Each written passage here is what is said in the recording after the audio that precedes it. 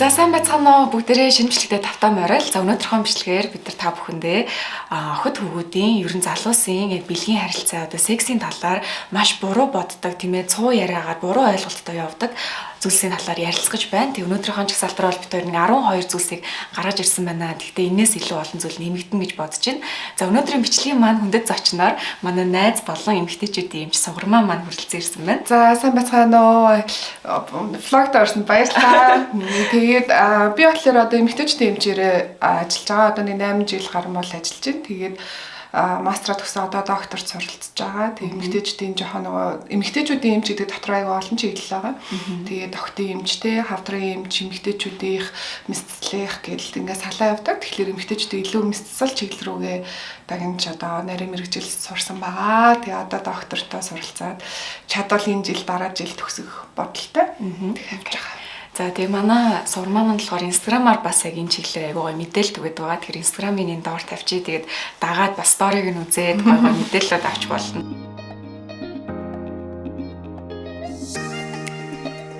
Хамгийн эхлээд ер нь нөгөө нэг хүмүүсийн ингээд ярих гад аягүй хэцүү байдаг. Ингээд ярьж чаддгүй одоо нөгөө нэг табу сэдв онгон байх тий онгон хайлс тэр талаар ер нь яг ярмаар байна л та. Нийгэмд одоо намайг бараг жоохон бахын л ингээд охтуудыг онгон байгаа үгүйг нь биеийн хэлбэрээр нь ч юм уу одоо биеийн өөрчлөлтөөр алхаа гიშгээгээр нь ингээд мэдэж болдог гэдэг нэг цуу яриа байдаг та одоо жишээ нь намайг ингээд дунд сургуульд байхад бол ингээд охтуудын гуйны дунд зай гарах юм бол энэ онгоноо алдсан ч гэдэг юм уу тийм яриа ингээд айгу байдаг гэсэн энэ тал дээр зөвлөж яг онгон ер нь хальс гэж ер нь яг юу юм бэ тэрнээс магадгүй эхлээд тий.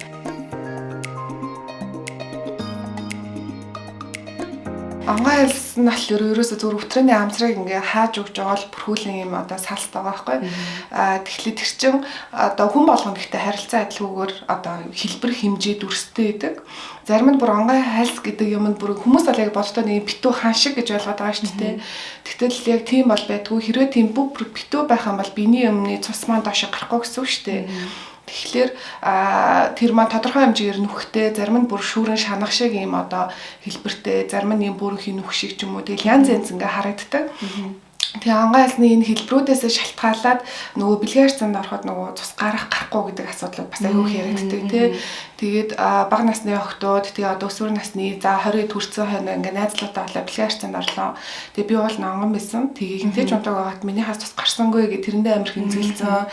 Тэгээд нөгөө найзлууд ч гэсэн яг одоо асуудал үүссэн юм хүмүүст аюул хэрдэг байхгүй бас. Тэгээ харахад нөгөө онгон хайлсны хэлбэр нь өөр учраас энэ хүн дээр цус гарч олно. Зарим дээр нь жоохон цус гардаг бол зарим дээр бүр их цусалж байгаа юм шиг амар их гардаг ч хүмүүс байдаг. Тэгэхээр өөр байдаг гэдгийг хамгийн түрүүнд ойлгох хэрэгтэй.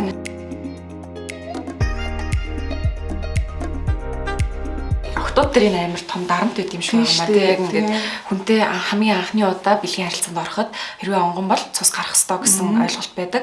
Би бол бас тэгж л бодож явж исэн. Тэгээ сүүлд нэг TEDx-ийн яриа үзчихсэн юм аа. Тэгсэн тэрэн дээр ингээд цус гарах шаардлагагүй гэхэд бүр ингээд what гэж санагдчихсан хгүй. Тэгэхээр энийг бол яг мэргэжлийн зүгээс хальс болох нь өөр өдөг те. Эмэгтэй хүний биеийн онцлогоос шалтгаалаад тэр энэ бол хамгийн одоо эхний ингээд буруу ойлголттой байдаг нийгэм байдаг цуу яриа байх нэ. За одоо тэгвэл нөгөө биеийн хэлбэр галбираар нь онгон биш үгүйг нь мэдэж болт юм уу? Одоо за зүгээр энгийн одоо хүн байтугай тий одоо мэрэгжлийн эмч чараад энэ хүнтэй онцсон үгүйг одоо би ч хэлж мэдэхгүй. Тэгэхээр тэр одоо хүмүүсийн биений хэлбэр галбарч одоо айгүй онцлогтой арга ясны анатомийн бүтцэн ямар байна гэдгээс айгүй шалтгаална шүү дээ тий. Зарим нь өндөр нам өргөн одоо бүдүүн тэгээ тааз гэдэг одоо энэ дотор чинь нэг марцэг яс гэдэг байгаа байхгүй. Тэр арцэг ясныхаа бүтцэн зарим нь юм жижигхэн хавчиг байхлаараа тааз нь юм жижигхэн охтууд байдаг. Зарим нь таазаараа их том байдаг. Тэгэхээр хүмүүс бас тэрүүгээр аюул тэгж бодож тааз нь томорсон байна. Наад чи хүнтэй унтсан байх юм уу тийм наад чи ийм одоо жижигхэн таазтай. Тэгэхээр наад чи үгүй. Тэгэхээр тэрийг бол ерөөсөө тухайн хүнээс ингээд заяацсан анатомийн бүтцэн яасан шүү дээ тий. Тэр хүнтэй унтлаа гэд өөрчлөгдөнө гэж бол байхгүй. Гаднаас нь хараад хэнийг ч биеэр нь юм уу эсвэл одоо тэр гоёны өргөн бүдүүн дундаа зай завсар байна уу байхгүй юу таазан том хүүхэн том үгүйгээр ерөөсөө одоо хүнтэй онцсон үгүйг мэдэх ямар ч боломж байхгүй. Биений юм ирсэн үедээ одоо бэлгийн харилцаанд орвол жирэмслэхгүй те одоо ингээд амар олон ойлголтууд байдаг. Тэрийг яг жоохон гоё тайлбарлаж өгөөч. Ер нь бол биений юм ирж хахад жирэмсэн болох ёсгүй. Яагаад ёсгүй гэдэг нь тэгэхээр биений юм ирсэн өдрөөс ахуулаад биднэрт одоо баруун зунгаа 2 өндөвч байгаа байхгүй. Тэгэхээр өндөвчөн дээр маань юм өндгийс гэдэг юм боловсрдаг. Энэ сард баруун бол дараа сард зүүн гэх мэтчлээ ээлжлээд ажиллаж байгаа гэсэн. Тэгэхээр тэр эс маань ингээд өдрөөр томорч явж байгаад нэг юм шаар үлээгээд ингээд нэг тэлхлээрээ бүр ингээд хагардаг шүү дээ. Тэрэн шиг тэр өндгийс маань хамгийн том хэмжээнд хүрээд хагарах үед эмэгтэй хүний жирэмсэн бол гэсэн гарч ирж байгаа байхгүй. Тэгэхээр нөгөө биений юм ирж байгаа цус гарч байгаа үед бол уулын жирэмсэн болохгүй. Гэтэл яагаад одоо бага тохиолдолд жирэмсэн болох боломжтой вэ гэхлээр биений юм ирээд одоо докторжоогүй насны одоо өсвөр насны охтуудад ялангуяа одоо биений эмэгтэй аягүй их дэрдэг болсон. 9-өөс 1 13 4 насны оронд ер нь бол ирж байгаа. Тэгээд энэ наснаас хойш ер нь 3-4 жилийн дараа хэд биений юм доктортой ирдэг болсон байх хэрэгтэй байхгүй. Тэгэхээр нөгөө сурагчид оюутнууд 10 жилийн хүүхдүүд маань ажлыг нэг хичээл сургуулийн нөгөө ачаалттай ч юм уу тэгээд жоохон одоо нойргүй байх, ядрах, шүн дандаа оройтож унтах гэдэг юмнаас болоод биений юм докторчиж өгч сайн чадахгүй байдаг. Тэгэхээр тэр үед нөгөө өндгээс боловсроод харах чинь уул нэг юм тустай хоног явагдаад шүү дээ, тий. Тэгэхээр тэр нь алдагдчихна гэсэн үг. Тэгэхээр биений юм ирж явах үед хэрэг өндгээс боловсрч хэрэг таарах юм бол жирэмсэн болох боломжтой. Энэ нь сарын тэмдэг докторжоогүй охтуудад гэсэн үг. Түүнээс биш яг одоо ингээд тогтмол одоо сарын тэмдэг ингээд ирж байгаа хүмүүст бол одоо биений мэрсэн эхний өдрөөсөө тоолж эхэлдэг байхгүй. Тэгээ хүмүүс болохоор одоо охтууд гэлтгүү одоо 30-д гарсан 40-д дэгчнэр хүртэл одоо юу яадаг дандаа дууснаас нь хойшоо тоологддог.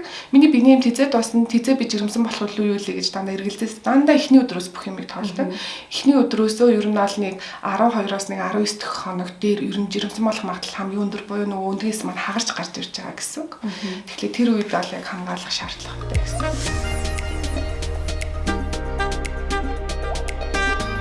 Яг одоо нөгөө нэг жирэмслэлт гэл одоо ингэ ярьж байгаа шүү дээ. Ер нь энэ талаар яг хизэнээс одоо ингээд яг эмэгтэй хүүхд ингээд санаа зовж эхлэх хэрэгтэй юм бэ тий.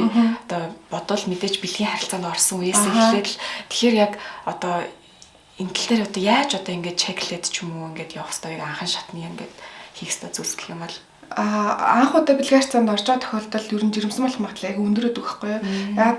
Тэгэхээр тэр үед бол ер нь бэлгаарцаанд орсон цагаас ахуулаад өөрийнхөө жирэмсэн болох төлөвлөгөөгөө гаргах хэрэгтэй. Жишээлбэл би одоо аяг жоохон байна те би одоо 16 тань 17 тань би одоо хүүхд төрүүлж болохгүй би эхлээд хичээл сургуулаад төснө гэх хэрэг бодож байгаа тэр зорилгоо бодоод тэгэхээр би хэдэн жилийн хугацаанд ер нь бол хамгаалах хэрэгтэй юм гэдгийг бодож байгаа эмчтэй заавал ярилцаад өөрийнхөө биед тохирох юмараа хамгаалах хэрэгтэй. Тэгэнгүүт нөгөө нийтлэг ингээ ажиглагдаад байгаа юмнууд лээрээ манай охтуудад бэлгаарцаанд орчоод яна жирэмсэн болчихгүй гэж айгаад хойноос нь янз янзын олон төрлийн юм аваад ингээ уугааддаг. Тэрнээсээ болоод аягүй их ингээ цус алдалттай болох ч юм уу тий бүр ингээ хүн дэлбэрийн цус алдах юм бол яралтай халгаанд ороод умааг нь хүртэл хаалгаагаар авдаг тийм тохиолдол байдаг. Тэгэхээр яг бэлгаарцаанд ороод би тогтмол найзлуудаа олчлоо эсвэл одоо ингээд яаж жирэмсээс хамгаалах вэ гэдгийг эмчтэй үзэхлээр мэдээж нөгөө бэлгаарцаанд орсон юм чи дотор үзлэг үзэн шүү дээ. Яг харна за чиний өндгөөчний үйл ажиллагаа юм байна. Тэгвэл чамд энэ арга тохиромжтой гэдгийг илүү сайн зөвлөж өгнө.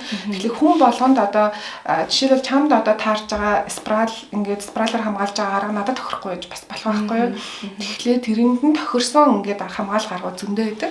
Тэгээд охтын спрал гэж бас байдаг. Энэ маань бол ингээ нэг тавьсан байхад одоо за тавихад бол үсрээл 1 минут орчим бараг үргэлжилж байгаа байхгүй юу. Тэгээ хүмүүс амар хөвдөнө гэж ойлгоод умаа дотор тавина. Тэгэхээр их хөвдөнө гэж ойлгооддаг. Уул яг бие сайн суллаад өгөхөд бол 1 минут орчим л нэг жоохон эвгүй нэг биений мэрхэд бацалдаг шүү дээ тий. Яг нэг тиймэрхүү мэдрэмж 1 минут орчим өгдөг. Тэгээ нэг тавьсан байхад одоо сайн хэрэг байрлуулаад тавьчвал 5 жилийн хугацаанд жирэмсээс ирээс хамгаалж байгаа байхгүй юу. Тэгэхээр тэрийг тавилаа гээд одоо эрэгтэй одоо найзлан малон ч юм уу эсвэл аав ээж нь энэ спрал тавилж гэж бас хараа мэдэхгүй шүү дээ. Тэр чинь умаа дотор байгаа. Тэгэхээр өөрийгөө хамгаалах юмд амар сайн суралцах хэрэгтэй юм шиг санагддаг шүү дээ.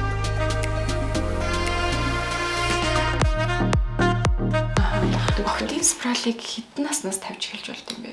Ер нь бол яг нас хамаагүй биений юм ирсэн байгаа, бэлгийн харьцаанд орсон байгаа охтууд дээр тавьдаг. Одоо хамгийн жоохон охин гэх юм бол яг миний хувьд бол 14 дэх охин дээр тавьчихсан. Тэгэхээр тэр нь одоо заавал 20 гарч иж спрал тавих хэрэгтэй биш байхгүй. Тэгэхээр энэ бас одоо миний ингээд мэдгүй том сэдв байхгүй. Би болохоор спралыг чинь бүр ингээд сүүлд тавиулж болдог гэж мэдчихсэн тий. Төрснөөс хойш юм уу гэдэг. Үгүй одоо нөгөө нэг бүр 20 гарсны дараа л тий. Тийм жоохон охтууд тавьдаг гэж би мэддггүй байсан. Тэгээ сүүлд яг юм уншаад ахад охтын спрал гэж байдаг юм байна гэдэг. Тэгэхээр хэрвээ одоо бага насны одоо өсвөр насны охтууд үзэж байгаа бол тийм ээ ээж автайгаа зөвлөлтөөд ээжтэй ч юм уу гэр бүлийн дотн эмэгтэй хүнтэй эмэгтэйчүүдийн эмчд үзүүлээд спрал тавилахад бол охтын спрал гэж байдаг юм байна. Тэрийг хамгийн багадаа одоо сугрмаа эмч бол 14 настай охин дээр тавьж исэн гэсэн ойлголт байгаа юм байна.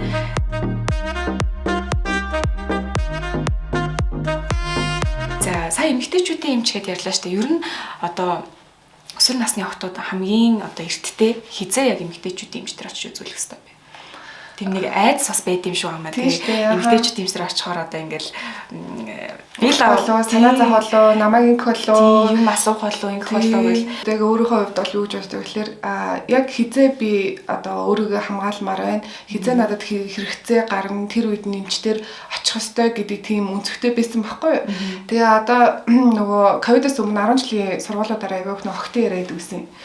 Тэгээ охтын яриа хийгээд тэдрээс ингээд сонсоод хахад аягүй их тийм асуудлууд байдаг. Одоо жишээлбэл биний ирж явах юмны одоо нөө түрүүнд жирэмсэн болт үеигээ ярьсан шүү дээ тий 12-оос 18 хоног манаг тэр хавцаа айгүй юм шингэн юм доош ялгарч гардаг байхгүй. Тэгэхээр тэр бол угаасаа даавар нь өөр гарч идэг юм. Гэтэл нөгөө охтууд маа санаа зовоод бэлгийн харьцаанд ороогүй ижиж доош ингээ юм гарахлаар нь яана би өвчин туссан болов уу гэж боддог ч юм уу тий.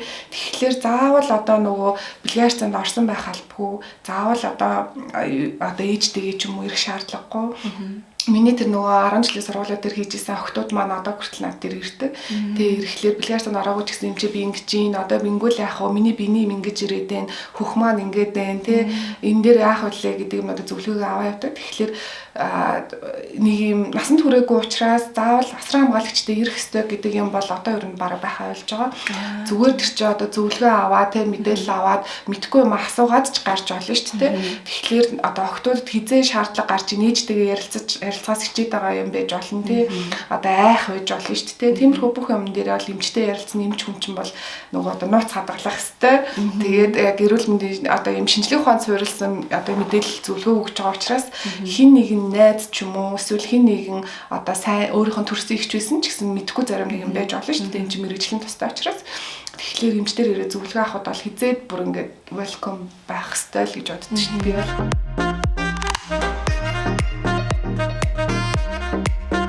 дараагийн одоо ингээд нийгэм байдаг ойлголохоор одоо түүнд хайртал бол тий одоо унтах хэвээр бэлгийн харилцаанд орох хэвээр гэл одоо найз залуучууд нь ингээд бас дарамтлагдаг ч юм уу тий чи надад хайртай бол одоо яагаад ингэхгүй байгаа ч гэдэг юм ингээд тэр бэлгийн харилцаанд орох одоо шийдвэрийг яг хоёр талаас гаргахгүй бас дарамтанд тулгуурж гардаг ч юм уу айдас дээр тулгуурж энэ тал дээр зөвлөгөө өгч.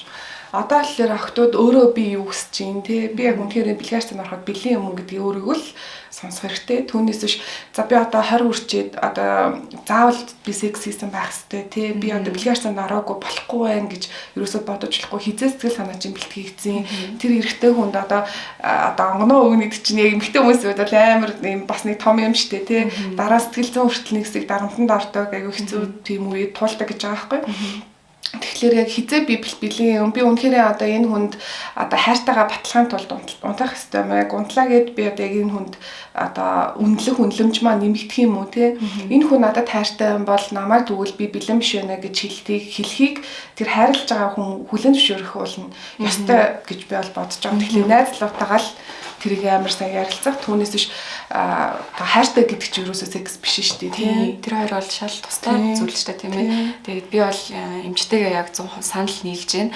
Хэрвээ тэр хүн чинь үнэхээр чамайг хайртай хүндэлдэг бол чамайг одоо үгүй гэдэг одоо тэр байр суурьтай ч үрт хүлээж авах хэвээр тийм ээ. Тэгэхээр одоо чи no гэж хэлэх юм бол тэр хүн тэрийг ч гэсэн хүлээн зөвшөөрөөд окей гэж бас хүлээн зөвшөөрөх хэрэгтэй гэж бодож байна.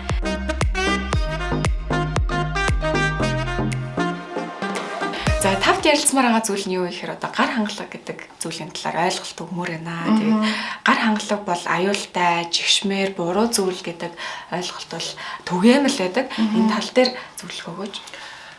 За ер нь гадны олон судалгаануудаас ингээ харахад ер нь бол нийт хүмүүсийн угаасаа 89% нь гар хангалга хийдэг гэж байгаа байхгүй. Тэгэхээр энэ бол угаасаа түгээмэл байдаг юм. Энийг хийлээгээд нөгөө гол нь бэлгээр цанараг байгаа онгоо хүмүүс байгаа шүү дээ. Онгоо хэлс маань гимтээгүй байгаа тохиолдолд гар хангалга хийх буюу одоо өвтрийн дотор талын ханганд одоо ямар нэгэн секс тоглоом ч юм уу эсвэл одоо хурууны хэсэг эднэр орох эднэрт үед онгоо хэс маань гимтэх магадaltaй. Тэгэхээр бэлгээр цанд ороогүй хүмүүсд бол хамгийн одоо нөгөө гимтэлгүйгээр тэ аюулгүй гар хангалга бол ерөөсө хилүүний гар хангалга гэдэг. Тэгэхээр нөгөө хилүү гэдэг чинь гадна нөгөө бэлгийн баг уруул гэдэг нэг юм хоёр навчиг юм баа штэ тэ гэж тэрний дээдлэлд нь байрлаж байгаа нөгөө хамгийн сэрэл мэдрэмжийн бүс хэсэг байгаа байхгүй. Тэгэхээр тэр хилүүний хэсгээр бол гар хангалга хийхэд ямар нэгэн аюул авахгүй өвчин тусахгүй тэгэхээр энийг бол хийхэд одоо ямар ч насны хүнд хизээд аюулгүй байна гэсэн үг. Тэгэхээр энэс бол айж ичих юм байхгүй. Угаасаа судалгаагаар харахад бүх хүмүүс хийдэг нь ойлгомжтой. Эрэгтэй хүн ч гэсэн одоо хөвгүүн наснаас ахвалал бүгдээрээ хүртэл ер нь хийж байгаа шүү дээ. Тэгэхээр энэ бол ямар нэгэн хувьд одоо сэтгцээ хувьд эрүүл биш гэсэн одоо юм нийтэд бас явааддаг. Эмэгтэй хүн бараг гар хангалаа хийнэ гэдэг байж болохгүй юм шиг ч юм уу тийм юм шиг тийм. Тэгэхээр энэ болгон бол ямар нэгэн асуудал өөрийгөө таньж мэдэх нэг процесс явагдаж байгаа гэсэн. Бид нар одоо хөх ургаад хөхнийхөө хэмжээндээ тааруулаад левчгээ сонгож авах ч юм уу тий. Яг энэ чинь биеийнхээ пропорцийг өөрийнхөө эмийг таньж мэдж байгаа яг нэг аргатай л яг адилхан. Тэгэхээр тийм одоо мэдрэмжээ мэдсэн хүн дараагийн удаа бэлгийн харилцаанд ороход өөрөө би ямар мэдрэмж авч байгаагаа тий дур тавилтаа яаж байгаа гэдгийг мэдхэд аягүй төхөн байхгүй. Тэгэхгүй ямар ч гар хангалаа байхгүй яаж байгаад бэлгийн харилцаанд орлоо тэгээ тавихгүй байна. Аягүй асуудалтай байна гэсэн юм эмэгтэйчүүд одоо хүртэл аягүй ихээр ингэж хандаж ирдэг. Тэгэхээр би бол зүйл гэж бодож байна. Юусаа буруу юм байхгүй. Би бас энэ талаар одоо яг л энэ ойлголттой одоо адилхан боддог гэсэн гэх юм ингээл яа нэн ч одоо баг ирчүүдийн л хийдэг юм штэ тий. Огтод нэг тэгж болдог ч юм уу гэл бас тийм байсан. Тэгээд Америк яваад ер нь илүү тийм одоо Америкч амар нээлттэй нэг юм энэ талаар бүр ингээд айгу вокал байдаг бүр ингээд ярилцдаг бүр ингээд би бүр ингээд амар ингээд ичээ суугаад татин амар хамаагүй чөлөөтэй ярьдаг байсан л та. Тэгж яхад бол баг яг одоо манай эмчийн хэлж байгаачлан өөрийгөө таних процесс гэж аахгүй тий. Өөрийнхөө яг юунд дуртай, ямар мэдрэмжэнд илүү дуртай гэд. Тэгэхээр энэ бас ирээдүйд одоо өөрийгөө л нэг хайрлах, өөрийгөө таньж мэдэх нэг процессын л нэг зүйл түүнээс бол тийм амар жишээл, ичээл, айгаар гэх юм бол биш юм билээ шүү.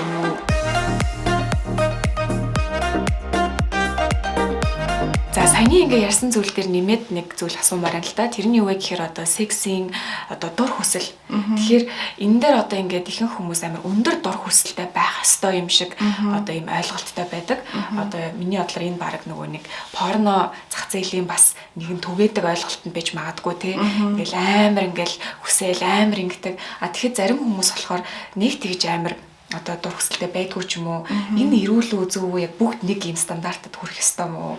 Нэг стандартад хүрчүүл энэ яг нэг бүгдээрээ бар биш хөвлөө тавьсан хүмүүсттэй л адилхан болчих واخ л та. Тэгээд яг дур хүсэл гэдэг юмнууд одоо ихсэх үе гэж байна, багасах үе гэж байна. Энэ амьдралын мөчлөөс аягүй шалтгаалж байгаа байхгүй. Тэгэхээр бид нар одоо үндгээс боловсрох үеэр угаасаа цаанаасаа даавраасаа бэлгийн дур хүсэл жоохон арай ихсдэг. Тэгэхээр тэр үед бол одоо ихсэж болж ин гэтэл одоо биений юм ирэх ч юм уу эсвэл одоо ялангуяа жирэмсэн үед тэгээд төрсний дараах үед бол бүр цаанаасаа одоо дааврын нөлөөр байглаасаа гэх юм уу те дур хүсэл манд буурж байгаа байхгүй. Тэгэхээр энийг хүүхнүүдээс аягүй их нөгөө ингэж би одоо ингээд төрснөөс хойш ямар ч дур хүсэлг болчлоо тий. Энэ ингээд би ямар нэг өвчин туссан юм уу асуудалтай байна уу гэж бас аягүй бодоод тээ. Тэгэхээр тийм дааврын өөрчлөлтүүд бол угаасаа хүн болгонд явагдана. Тэрэн дээр айх юм байхгүй. Тэгээд бэлгийн харилцаанд орохдоо гол нь одоо мэдрэмж таашаал өөртөө хангалттай авч байгаа нөгөө эрэгтэй хүнээсээ илүү өөртөө гоё юм уу би гоё мэдрэмж авч гинэ гэдэг нь амар чухал. Тэгээд хэрвээ бэлгийн харилцаа болгоо одоо жишээлбэл эмэгтэй хүнд ашигтай байгаа гэвэл дараагийн удаа орох дур хүсэл нь бас өндөр байна гэсэн. Гэхдээ хүн болгоны стандарт байна гэж хизээж байхгүй. Нэг хүн ч гэсэн өдөр болгон дур хүсэлтэй гэж хизээж байхгүй. Тэр чинь даавраас нь шалтгаална. За баярлалаа. Энэ ч гоё тайлбарлалаа.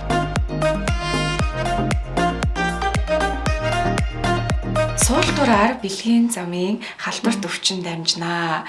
Ер нь энэ тал дээр нөгөө нэг одоо нийтийн бицхөрөө тэ ингээл гэж жоохон сэжиглээд нэг юм дамжих гээд байгаа ч юм шиг ингээд суудгуу ч юм уу тэ энэ тал дээр ямар бодолтой. За бэлгийн замын өвчин бол сул дураар дамжина гэж ер нь бол бараг 98-9% бол байхгүй. Яг хоо бактери дамждаг юмнууд бол байна л да. Жишээлбэл нөгөө шулуун гэдсэн дэдэг бактери юмнууд ч одоо нойлын тэр эргэн тойрон авд байгаа шүү дээ тий.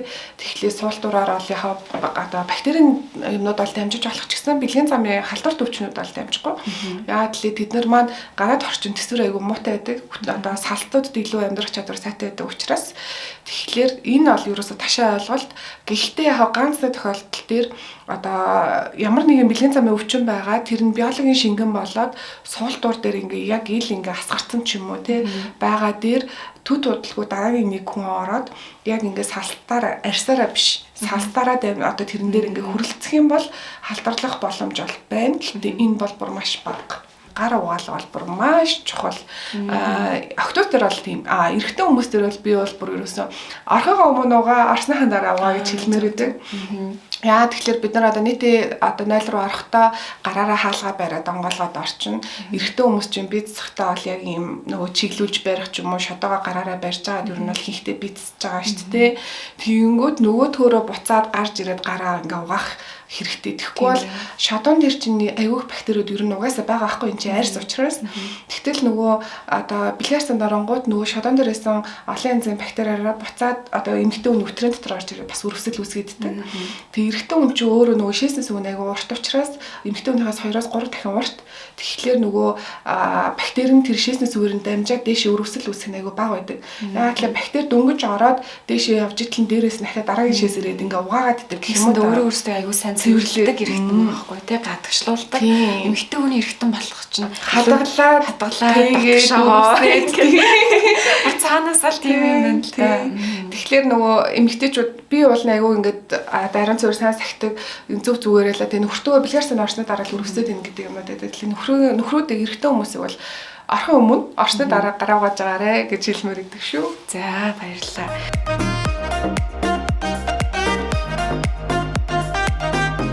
Хэрэглэх нь хосын харилцаанд сөрөг нөлөөтэй гэж байна. За тэгээд эрчүүд маань болохоор одоо ер нь бэлгэвч яг хэрэглэх дургу байдаг. Тэгээд тэрийг ингээд эмгтээчүүд дээр охтууд дээр дарамт үүсгээд сая бидний өмнөх ярьсан шиг тийм ээ чи надад хайртай л болч гэдэг ч юм уу. Ийм зүйл дээр одоо охтуудтай хандаад зөвлөгөө өгье. Бэлгэвчийн хувьд бол бүр хизээд бүр хамгийн одоо аюулгүй жирэмснээс хамгаалахаараа тэгээд дээр нь бэлгийн замын өвчнөөс хамгаална. Тэгэхээр одоо за охтууд гэхгүй эрэгтэй хүн талаас бодсон ч гэсэн ингээ харахад аюу гой охин байлаа тий найзлаа үерхлээ. За тэгээ бэлгэвчгүй би юмтмаар аниж бодоод бэлгэвчгүй унтлаа. Гэтэл тэр эмэгтэй хүний өвтрийн дотор яг юу байгааг бас мэдэхгүй штэ тааж. Одоо ингээд өвтрийн дотор ингээ тавиад өвтрийн хааны гомоозууд ингээ харахлаа улаагаа шархалцсан шүүрцэн дотор нь одоо хамхаад л болохоор ингээ уруулны эргэн тойронд юм гардаг штэ тий. Тэрэн шиг юм одоо дотор нь ингээ битүү гарцсан ч ингээ тохиолдол байж тэр нь гаднаас одоо харахад мэддэхгүй эсвэл гадна бэлгэрхтэн дээр ил байхгүй учраас мэдхгүй. Тэгэхээр одоо эмэгтэй хүн өөрийгөө хамгаалъя гэж бодох зөв. Дээр нь эрэгтэй хүн ч гэсэн өөрийгөө тэгж хамгаалах гэдэг бодлоо ер нь бол хайж болохгүй байхгүй юу? Зөв. Тэгэхээр бэлгийн зөвхөн жирэмсээс хамгаалахгүй чинь төрөний эзэн дээр олон төрлийн зөндөө олон одоо бактери болон бэлгийн замын өвчнөөс хамгаална. Тэр мэдрэмжийн үед буурдаг гэдэг аюу тийм дургуйгаад байдаг шүү дээ эрэгтэй хүмүүстэй. Харахад одоо юм хөгжөөд байна гэж тий бэлгэвчний одоо нөгөө миллиметрийн хэмжээ 0.104 мм гэж байгаа байхгүй юу. Тэгэхээр чи энэ бүр ингээд юу ч бараг мэдэгдэх хэрэггүй тий. Тийм хүртэл ингээд өвчнөө янзын сонголттой байдаг болсон. Тэгэхээр бол одоо охтууд маань өөрсдөө хамгаалах хэрэгтэй. Хүн одоо нөгөө одоо хайртай дуртайтай байж болох ч гэсэн ядчил нэг мөөгөн зэр халдаад ороод ирж болно тий. Тэгэхээр энэ бэлгэвч чинь ерөөсөө хоёр талыг хоёулангийн хамгаалах тийм ээ. Одоо айгүй ариун бүтээгдэхүүн бахна шүү дээ тийм ээ. Нэг тийм үзэн ядаад нэгнийхээ ингээд дур хүслийг хязгаарлаад байгаа юм бол ерөөсөө биш байх нэ.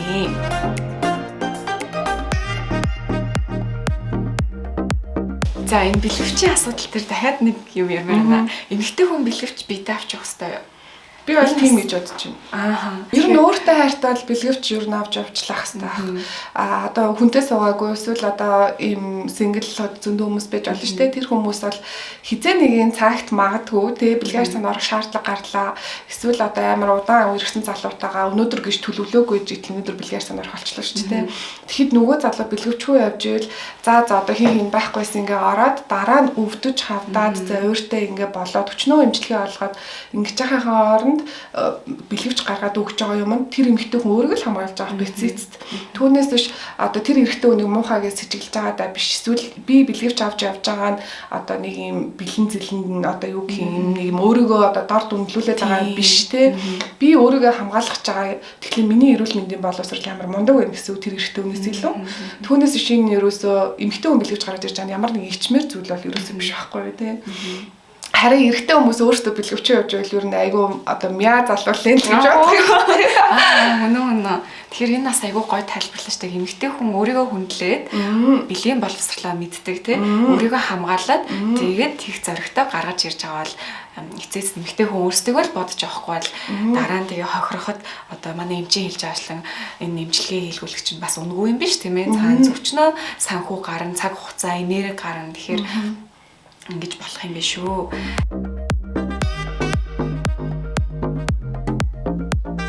Жирэмсэн болчлоо тийм ээ. Одоо хүсээгүй жирэмслэлт гэх юм уу.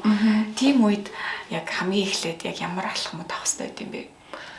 За юу ч гэсэн одоо бидний одоо ярьж байгаа зүйл нь тест үзээд 2 зураас гарчлаа. Одоо яах вэ? Хүсээгүй. За тест үзээ 2 гарчлаа. Тэгэхээр сүүлийн биений маань хизээрсэн билээ гэдгээ бодоод тэрнээс хойшоо жирэмсний хугацаа тооцогдож явна гэсэн. Дунджаар ер нь бол нэг 4-6 7 хоногтой гэхэд умаа дотор орж ирэх хэрэгтэй байдаг байхгүй. Тэгэхээр тэр үед яхад харуулах хэрэгтэй. За сүүлийн биений одоо ингээ ирсэн хугацаанд за ирэх хэрэгтэй хугацаанаас ихтрээд нэг 7 онцон байхад яхад заавал харуулах хэрэгтэй гэсэн. Тэгэхээр умаа хүндий дотор ороод ирсэн байвал за энэ бол ингээд хэвийн жирэмсэн байна гэж үзнэ. Гэтэл зарим тохиолдолд одоо тестээр гараад байгаа нэ эхо дотор гарч ирэхгүй ч юм уу те жирэмсэн мэдэгдэхгүй умаа гаднах жирэмсэн гэ аюултай бас одоо амь насанд өрсөлдөлтэй юм явж иж бас болдог. Тэгэхээр эмэгтэйчүүдийн эмчт очиод өтрээний юм уу хөвлөгээр эход харуулад за жирэмсний хугацаа миний одоо биений юмтай таарч гин үү магадгүй өсөлтөө жирэмсэн явж байгаа юм бол одоо хугацаагаар өнөөдөр 8-7 хоногтой байх ёстой жирэмсэн 4-7 хоногтой яваад илүү өсөлтөө жирэмсэн бол амь насанд бас эрсдэлтэй гэсэн. Тэгээд зулбалт явагдах нь уу те энэ хэвийн жирэмсэн юм уу гэдгийг эмчээр онцлуулаад мэдчихлээ. За одоо миний нас хэд вүлээ? Би хизээ жирэмслэг төлөвлөж ирсэн бэлээ. Тэгээд хамгийн дотныг гэсэн хүнтэйгээ заавал ярилцах хэрэгтэй. Гэхдээ энэ нь би бол хамгийн дотны найз гэж бол хэлэхгүй. Яг одоогийн миний байр сууриас харахад надад 40 мундаг одоо эмч гоё найзууд байгаа. Гэхдээ хамгийн одоо эмэгтэйний дотны найз бол ерөөсөө ээж үйтэй. Тэгэхээр ээжтэйгээ ярилцаад одоо байгаа үннээ ингээд хэлэх чин ээжийг ч улам баярлуулна. Тэгэхгүй одоо ингээ ээжээсээ айгаад те ингээд нуугаад явсаар байгаа хүмүүс маань одоо найзынхаа үгэнд ч юм уу эсвэл янз янзын одоо энэ тэндээс олж уугаад тэрнээсээ болоод хохирцсон ахиж насандаа хизээж жирэмсэлж чадахгүй те хүүхдээ олж чадахгүй тийм охтууд ингээд бас айгүйх түгээмэл тохиолддог байхгүй. Тэгэхээр тийм юм юусоо хэрэгжилж болохгүй. Хэрвээ хэрэглэх ёстой бол заавал эмчийн заалтаар тэгээ өөрийнх нь биенийх нь тун хэмжээнд нь тааруулж өгнө шүү дээ тэрийг бас тийм. Түүнээс биш нэг хүнд одоо нэг 100 кг нэг эмэгтэйд таарж байгаа ийм 50 кг 40 хэдэн кг охинд таарахгүй шүү дээ. Тэгэхээр тэрийг нь тооцоолж өгөх ёстой байхгүй. Нэгдүгээр тэр хоёрдугаар талаар ээжтэйгээ ярилцаа за үнэхээр одоо энэ жирэмслэлтийг одоо яах вүлээ гэдгийг айгүй сайн дотн ярилцахгүй бол эргүүлээд нөгөө асуудлууд маш их гарах боломжтой учраас тэгэл ер нь бол за 2 зураас юм байна. За бинийма бодлоо ирэх хугацаасаа 7 нэгтэрсэн байна. Эмчтэр очих юм байна. Эмчтэр очиод за хэвийн жирэмсэн юм уу? Тэгээд ээжтэйгээ ярилцлаа. Жирэмснийг одоо яах вүлээ гэдэг асуудлаа гурвалсан уулзалт хийгээд эргүүлээд чамд ийм эрсдэл гарч олно штэ. Гол нь одоо бидний жирэмслийг таслан зогсоох гэдэг асуудал хуулийн дагуу одоо жирэмсний 12-7 хоногоос тодгшоо хугацаанд бол хуулиар бол зөвшөөрөгддөг. Тэр нь одоо насанд хүрсэн юм уу юм уу те хэрвээ тэгээгүй байгаа тохиолдолд заавал хацраа хамгаалагч гэдэг нь ээж юм аа заавал байх хэвээр. Тэгээд тэр хүмүүсийн одоо гарын үсэгтэйгээр эмнэлгийн нөхцөл тэрийг хийх боломж байдаг. Гэхдээ заавал бодох өөрийгөө ирээдүйд хохироож ийн үгүй юу гэдгийг аягүй сайн бодох. Тэгээд жирэмсэн болгосон одоо нэг хүн байж таарна тий. Тэгэхээр тэр хүнтэйгээс ярилцах хэрэгтэй. Тэгээ харилцаа ингэж ярилцсны эцэст ер нь буруу шийдвэр гарах бол харцангуй арай бага шүү дээ.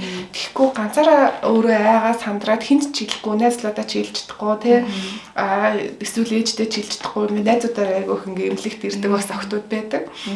Сая манай эмч хэллээ шүү дээ тий, ингээд мэдээд айгаад сандраад гэд хүнд хэлэхгүйгээд мэдээж яг хүсээгүй хэрвээ жирэмслэлт болох юм бол одоо яг энэ мэдрэмжийг одоо ингээд туулахгүй байх аргагүй л ахaltaа тий. Мэдээж айн, мэдээж сандарна, одоо мэдээж ингээд яхаа мэдэхгүй байна. Тэгэхээр яг тэр үедээ даван туулчаад нэг тайвширчаад тэгээд яг манай эмчийн саяны хэлсэн айгүй гой бодит арга зам алхмуудыг хэллээ. Тэгэхээр хэрвээ та бүхэн маань одоо хүсээгүй жирэмслэлтэй тулгарх юм бол энэ бол амьдралыг чинь одоо сүрүүлэх ч юм уу те ингээд нөгөө end of the world биш ээ тийм ээ, дэлхийс өнөгчөд тамийн сүлжийн зүйл бол биш юм шүү. Маш гоё тайван энэ бүгдийг ярилцаад зөв хүмүүстэйгээ ингээд туулах ёстой шүү гэж би төрийн зүгээс хэлье.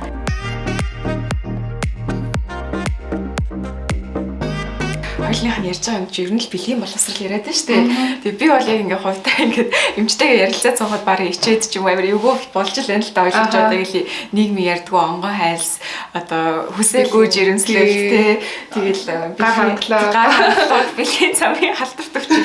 Бараг хүн болны нөө ярихаас цутаадаг сэдвүүдээ ингээ яриа сууж байна. Гэтэ надад ингээ төрж остдаг нь юу гэхээр хөөх миний мэдхгүй ямар их юм байсан юм бэ? Эн чинь ямар чухал зүйлс байсан юм бэ те? Тэр бэлгийн боловсрал олж авах ер нь зөв энийг илүү судлах ёстой юу? Эсвэл энэ одоо ингэ ичмэр зүйл юм уу те? Бэлгийн боловсрал ер нь сайтай байгаа чи өөрөө амар боловсрсан одоо бие хүн болчихно л гэсэн үг байна л да. Тэгэхээр бэлгийн боловсролын нөгөө хичээл 10 жилийн сургуулиас ахуулж ордог шүү дээ. Тэгэхээр тэрийг яг сургууль дээрээс алгаж болно. Гэхдээ бид нар өнөөдөр одоо аав ээж болоод хүүхдүүдтэй анханаас нэмэгтэй хүн гэдэг бие физиологийн те ялгаа нь юу юм, эрэгтэй хүүхд тахлаар яадгийн гэдгийг анханаас нь сайн тайлбарлаж өгөөд усанд оруулахтай хүртэл ингээд мэдүүлэг таньж мэдүүлэх тийм аргуудыг ингээд ашиглаад тэгээд хүүхд нөгөө би ханаас гарсан юм бэ гэж асуудаг асуултан дээр хүмүүс айгүйх паниктдаг те. Одоо эндээс гарсан, тэндээс гарсан, эндээс олсон ч гэдэг юм уу. Тэгээд эсвэл нөгөө шуунд ингээ богдоод ирсэн ч гэх юм уу те. Иймэрхүү маркер тиймэрхүү маркер ингээ хариулжтэй. Тэгэхээр би бол одоо өөрөө хүүхдтэй бол яг хаанаас гарсан, яасан ирснийг хэлж өгнө гэж бодож байгаа. Гэтэ манайхд одоохондоо жоохон маа л да. Тэгэхээр анхнаасаа нөгөө тийм ойлголттой бэлгийн боловсролын суурь нэм сайн байгаа. Тэгээд асуухлаар нь одоо аав ээж нь хариулаад өгчдөг. Тийм байх тусам нөгөө хүүхд маань айгу тийм нээлттэй бэлгийн боловсрол сайтай мэдхгүй байсан байгаа маавжээс асуун эсвэл өөрөө ингээд олоод уншаад хайгаа мэдчихдэг тий. Тэгтэл бид нар ингээд хүүхдүүд маань юм асуух ч юм уу эсвэл одоо ингээд нөгөө кинон дээр жоох эротик одоо хэсэг гаргахлаар одоо хүүхдээ битээ хаарнуудэ таагалж идэв юм уу. Яг тэр болгон дээр ингээд нөгөө хаах боох гэдэг юм баг багаар хүүхдэд суугаад тахлаар нөгөө хүүхд маань за би энийг ярьж болохгүй юм байна те би одоо ийм үзэж болохгүй юм байна гэх бүх юм нууцын зэрэглэлд аав ээжээс ингээд тусдаа олоо явчихна. Тэгээд тийх тусмаа одоо бид одоо найзтайгаа ярилцахаас ч санаа зовноо юм чи угаасаа болтгоо сэдв юм чи би найзаас ийм асуувал болохгүй багшаасаа ингэ асуучвал болохгүй ч гэдэг юм уу те. Тэгэхээр одоо бид нар хүүхдүүдтэй анханаас нь бэлгийн боловсролыг баг багаар жоохноор те ингээд нээлттэй сайн хэлээд өгөөд хамбал эргүүлээд одоо амьдрал дээр гараад одоо миний хүүхд миний одоо охин байна уу хүү байна уу надтай ээж би одоо ингээ хүнтэй удаад үзчихлээ те эсвэл одоо унтах чагаа би яах ёстой вэ ингээ хамгаалах юм юу аах вэ гэдэг надад санаа зовхгүй асууж шүү дээ. Тэгэхгүй одоо ингээ ихэнх одоо ээж нэрийг харахаар за жирэмсэлж вэ болохгүй шүү л гэддэг. Гэхдээ яг яаж хамгаалахыг нь хэлж өгдөггүй тийм.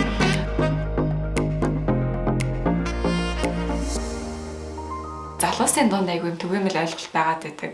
Ирчүүд одоо ингээл олон охинтой унтсан бол те бараг ингээд күүл юм уу лаа те. Ингээ нөгөөдөл нь тэдрээр айгүй бахархтаа. Тэгэхээр яг олон хүнтэй унтах нь ер нь тийм бахархалтай үйл явдал юм уу? Хүнтэй унтаагүй нисэргээрээ одоо жоо ичмэр юм. Энэ тал дээр яг зөв ойлголтыг бас түгээгээч гэж үсэн. Хүнтэй яг одоо унтсан бай хэдэн хүнтэй унтсандаа биш ер нь нөгөө бэлгийн саяны түрүүний яриад байгаа ер нь л бэлгийн боловсрол нь ямар байгаа юм те олон хүнтэй унтахтаа одоо бэлгэвч хэрэглээгүй эрэгтэй хүн одоо ямар байх вэ те одоо хүн болгоноос янз янзын нэг жижиг юм авдаг эсвэл одоо бүх янз янзын бактери вирусны уулуурхаа байж болно шүү дээ те. Тэгэхээр нөгөө бэлгийн боловсрол үнэхээр сайтай юм уу гэдэг нь айгүй чухал. Тэгэхээр тэр яриад байгаа тоондоо ач холбогдол биш одоо юунда боловсралтай тэгээд одоо нөгөө чанартай секс хийж байгаа даа л хамаг юмны ач холбогдол байгаалах гэж бодож байна миний хаар. Тэгээд цөөхөн хүнтэй унтлаа гэд тэр нь юусоо муу гэсэн үг биш. Эмэгтэй хүнийг бол аяга олон эрэгтэй хүнтэй унтсан байвал амар энэ наад ч юусоо бүтэхгүй ч гэдэм юм уу. Тэр төлөө өнцгөөс бас нийгэм бол эрэгтэй хүмүүс хардаг штэ тий.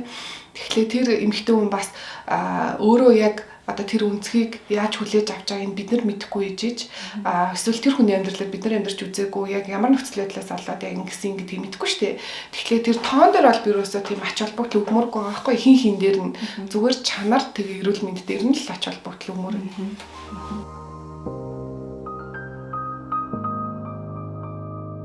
За бидний дараагийн одоо ярилцмаар байгаа зүйл нь юу гэхээр эмэгтэйчүүд бидний маань одоо гадна бэлэг эрэхтний харагдах байдал юм аа. Тэгэхээр би сүүлд нэг аккаунт дагаж эхэлсэн л дээ. Лидия би та нарт энэ доор тагилчээ. Тэр болсон чинь нөгөө нэг эмэгтэйчүүдийн бэлэг эрэхтэн хүүх болон одоо умайг ингээд шавраар ингээд баримл хийгээд ингээд мөсөн шиг гаргадаг юм билүү л те. Би тэр нөө Лондонд байдаг. Тэгээ хүссэн хүмүүс нь очиж хийлгүүлж болдог. Өөрсдөө төлбөр төлөөд хийлээ. Тэгээ орон орныхоор ингээд одоо пүсийг гэх юм уу? Орон орны ингээд юугаар үзэсгэлэн гаргадаг. Тэгээд бэлгийн олон орноор явдаг. Тэр бүр надад ингээд амар таалагдсан байхгүй яагаад гэвэл хүн болгоны нөгөө одоо чинь эмэгтэй хүн болгоны хөх болгон өөр төлбөр дүрс тайлбартай тийм ээ. Тэгэхэд яг бидний ингээд хардаг ч юм уу боддог ойлголт нь юу вэ гэхээр нэг гой хөх гэхээр л нэг юм байдаг. Тэгээ бус нь одоо унжицсан ч юм уу юм гэдэг яг үүндээ эмэгтэй хүн болгоных өөр байдаг. Тэрнтэй адилхан одоо бидний уман гаднах бэлэг эрэхтэн бас тийм байдаг өө. Одоо өөрсдийнхөө хараад ийм тийм гэд шүүмжлэх одоо аюу олон асуудал орж ирдэг л ах тийм ээ. Ингээд ярилцаж гадна бэлэг эрэхтэн болохоор нөгөө бэлгийн их урал бага урал хилүү гэдэг юм орж байгаа байхгүй ярьсан. Тэгэхээр нөгөө урал том жижиг гэдэг асуудал аягүй их ярьдаг байхгүй. Бэлгийн нөгөө яриадсан цэцэг гэсэн үг үү тийм тэгэхээр тэр хэсгийг болохоор хүн болгоных зарим нь ингээ урт зарим нь нэгтлэн урт мөөдлөн богино ч юм уу тий. Тэрнээс бас нөгөө нэг эрэгтэйчүүд аягүй бас бураалгалтай явдаг. Олон хүнтэй унтсан одоо хүнийх гадна талын бэлгийн урал нь сонцсон байдаг гэж бододдаг. Тэгэхээр тэр чин төрөлхийн одоо ингээ хүн болгоны нүд тэ хамарны хэмжээ өөр байгаатай адилхан одоо 70 талаа болохоос бид нар харахгүй л байгаа болохоос биш бүгд өөр өөр хэмжээтэй байгаа байхгүй. Тэнгүүд өнгөн ч гэсэн өөр одоо хүний арьсны өнгө чинь ингээд тоон нь ингээ янз янз байгаа шүү дээ. Цав цагаан зарим нь бор арьстай байна. Тэрнээсээ болоод гадна бэлэг эрэхтний өнгө үзэмж бас өөр байдаг. Зарим нь хүн болгоны ийм сайн нөгөө нэг дуугаас гарсан байсан шүү дээ. Тэрнээс болоод нөгөө гадна бэлэг эрэхтний ийм ягаан болгох гэдэг нэг тийм бараг аян шиг юм явлаа шүү дээ.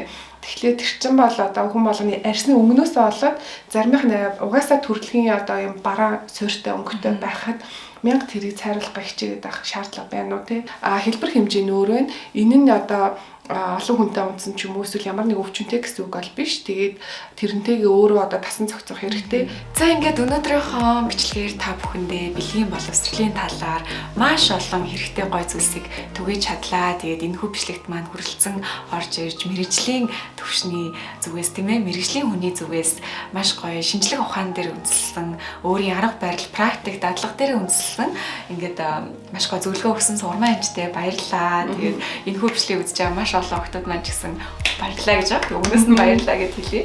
Баярлалаа.